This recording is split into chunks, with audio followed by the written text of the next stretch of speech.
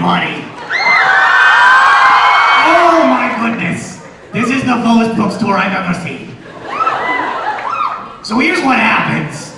After every show, they put me into a little box and I never know where I'm gonna get out of the box at. Oh God, it's okay. I mean, you know, everybody has to be all right with their lot in life. Like the male anglerfish is perfectly happy when he finds the female. And I'm perfectly happy to put in my little box because that's where I live, it's my house. It's cool, I'm down. And I never know when I'm gonna get out, I never know where I'm gonna be. And it's just such a joy to see a different place full of excited and amazing people every single time. Thank you so much. This tour has been one of the best things that's ever happened to me. A sock could never wish for more.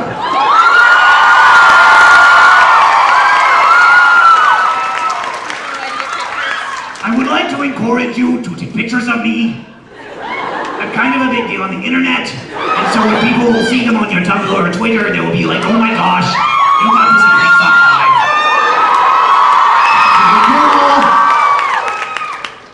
live. So if you want to take pictures of me now, I haven't seen enough of them, so that would be great. Glamour shots. I had never met John Green before this tour. I think you know that guy. I know Hank. I live in his office in a little box. But I'd never met John before. And when I first saw John and Hank together, I was really struck, just profoundly dumbfounded, that they looked almost exactly like the twin rock duo from the 90s, the Proclaimers. You know, the guys were like, I would walk 500 miles and I would walk 500 miles. If you're here to see those guys, this is not them. You should go home. I think they're in Scotland. Go there. Anyway, I've never seen John. I knew John Sock, who is my brother.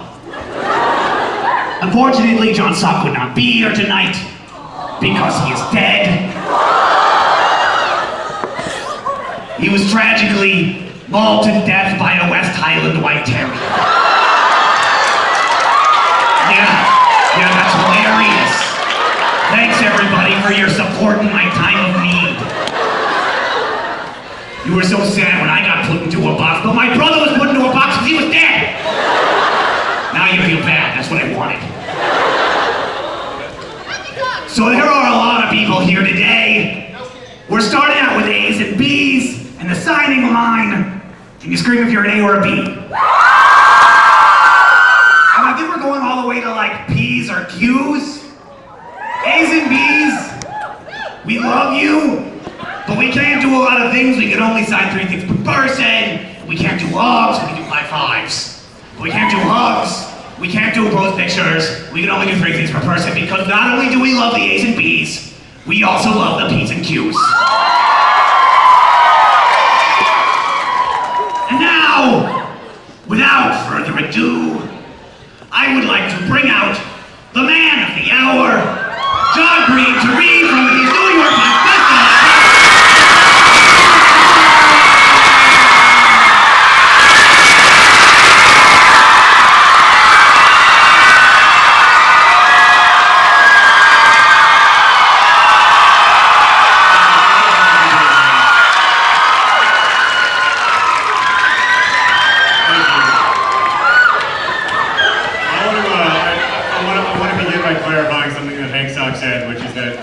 We will give high fives, which is clearly spoken by a sock who does not have social anxiety disorder. We will not give high fives. Not because we don't like you, but because it makes us unbearably anxious. So Hazel Lancaster and Augustus Waters have just met at a support group for young people with cancer, and Hazel finds herself rather quickly in Gus's basement bedroom. A shelf at my eye level reached all the way around the room, and it was stuffed solid with basketball memorabilia. Dozens of trophies with gold plastic men mid-jump shot, or dribbling, or reaching for a layup toward an unseen basket. There were also lots of signed balls and sneakers. I used to play basketball, he explained. You must have been pretty good. I wasn't bad, but all the shoes and balls are cancer perks. He walked toward the TV where a huge pile of DVDs and video games were arranged into a vague pyramid. I was like the prototypical white Hoosier kid, he said. I was all about resurrecting the lost art of the mid-range jumper. But then one day I was shooting free throws, just like standing at the foul line at the North Central gym, shooting from a rack of balls, and all at once I couldn't figure out why I was methodically tossing a spherical object through a toroidal object. It seemed like the stupidest thing I could possibly be doing.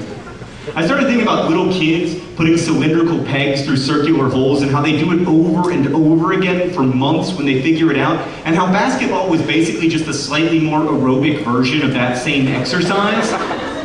Anyway, for the longest time, I just kept sinking free throws. I hit like 80 in a row, but as I kept going, I felt more and more like a 2-year-old. And then for some reason, I started to think about hurdlers. Are you okay? I'd taken a seat on the corner of his unmade bed. I wasn't trying to be suggestive or anything. I just got kind of tired whenever I had to stand a lot. I'd stood in the living room, and then there had been stairs, and then more standing, which was quite a lot of standing for me, and I didn't want to faint or anything. I was a bit of a Victorian lady fainting-wise. I'm fine, I said, just listening. Hurdlers? Yeah, hurdlers. I don't know why. I started thinking about them running their hurdle races and jumping over these totally arbitrary objects that had been set in their path. And I wondered if hurdlers ever thought, you know, this would go a lot faster if we got rid of the hurdles.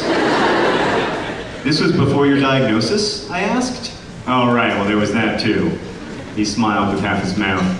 The day of the existentially fraught free throws was coincidentally also my last day of dual-leggedness.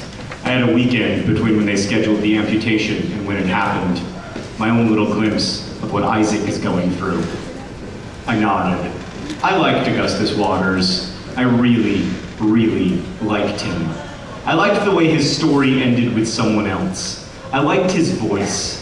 I liked that he took existentially fraught free throws. I liked that he was a tenured professor in the Department of Slightly Crooked Smiles. And I liked that he had 2 names. I've always liked people with 2 names because you get to make up your mind what you call them. Gus or Augustus. Me, I was always just Hazel. Univalent Hazel. So what's your story? He asked, sitting down next to me at a safe distance. I already told you my story. I was diagnosed when I was... No, not your cancer story. Your story. Interests, hobbies, passions, weird fetishes, etc. I said, don't tell me you're one of those people who becomes their disease. I know so many people like that, it's disheartening. Like, cancer is in the growth business, right? The taking people over business. But surely you haven't let it succeed prematurely. It occurred to me that perhaps I had. I struggled with how to pitch myself to Augustus Waters, which enthusiasms to embrace. And in the silence that followed, I discovered that I wasn't very interesting. I'm pretty unextraordinary. I reject that out of hand. Think of something you like, the first thing that comes to mind. Reading? What do you read? Everything from like hideous romance to pretentious fiction to poetry, whatever. Do you write poetry too? Oh, hold on.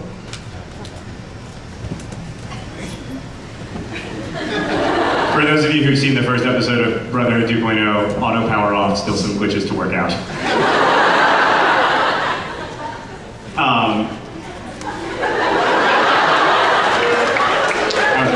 That was a joke for Hank Stop. He's enjoying it. Do you write poetry too? No, I don't write. There! Augustus almost shouted. Hazel Grace, you are the only teenager in America who prefers reading poetry to writing it. This tells me so much. You read a lot of capital G great books, don't you?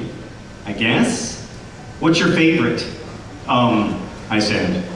My favorite book by a wide margin was An Imperial Affliction, but I didn't like to tell people about it. Sometimes you read a book and it fills you with this weird evangelical zeal, and you become convinced that the shattered world will never be put back together unless and until all living humans read the book. And then there are books like An Imperial Affliction, which you can't tell people about. Books so special and rare and yours that advertising your affection feels like a betrayal. It wasn't even that the book was so good or anything. It was just that the author, Peter Van Houten, seemed to understand me in weird and impossible ways.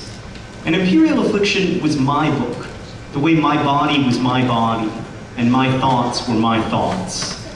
But even so, I told Augustus. My favorite book is probably An Imperial Affliction, I said. Does it feature zombies? He asked. No, I said. Stormtroopers? I shook my head. It's not that kind of book. He smiled. I'm gonna read this terrible book with the boring title that doesn't contain stormtroopers, he promised. And I immediately felt like I shouldn't have told him about it. Augustus spun around to a stack of books beneath his bedside table. He grabbed a paperback and a pen. As he scribbled an inscription onto the title page, he said, "All I ask in exchange is that you read this brilliant and haunting novelization of my favorite video game." He held up the book, which was called The Price of Dawn. I laughed and took it. Our hands kind of got muddled together in the book handoff, and then he was holding my hand. "Cold," he said, pressing a finger to my pale wrist. "Not cold so much as under-oxygenated," I said. "I love it when you talk medical to me," he said. He stood and pulled me up with him and did not let go of my hand until we reached the stairs. Later, back at my house, I put my car into park and looked over at him. He really was beautiful. I know boys aren't supposed to be, but he was. "Hazel Grace," he said, my name new and better in his voice. "It has been a real pleasure to make your acquaintance." "Ditto, Mr. Waters," I said. I felt shy looking at him. I couldn't match the intensity of his water blue eyes. "May I see you again?" he asked. There was an endearing nervousness in his voice. I smiled. "Sure. Tomorrow?" he asked. "Patience, Grasshopper," I counseled. "You don't want to seem overeager." "Right, that's why I said tomorrow," he said. "I want to see you again tonight, but I'm willing to wait all night and much of tomorrow." I rolled my eyes. "I'm serious," he said. "You don't even know me." I grabbed the book from the center console. "How about I call you when I finish this?" "But you don't have my phone number," he said. "I strongly suspect you wrote it in the book." He broke out into that goofy smile. "And you say we don't know each other." Thank you.